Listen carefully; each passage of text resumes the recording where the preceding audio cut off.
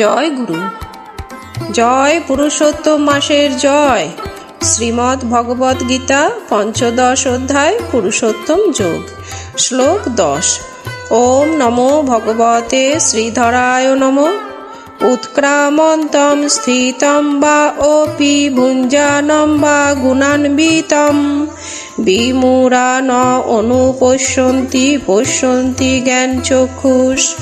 অনুবাদ: মূঢ় লোকেরা দেখতে পায় না কিভাবে জীব দেহত্যাগ করে, অথবা প্রকৃতির গুণের দ্বারা প্রভাবিত হয়ে কিভাবে তার পরবর্তী শরীর সে উপভোগ করে, কিন্তু জ্ঞানচক্ষু বিশিষ্ট ব্যক্তিগণ সমস্ত বিষয় দেখতে পান। জয় শ্রীমদ্ ভগবদ গীতা।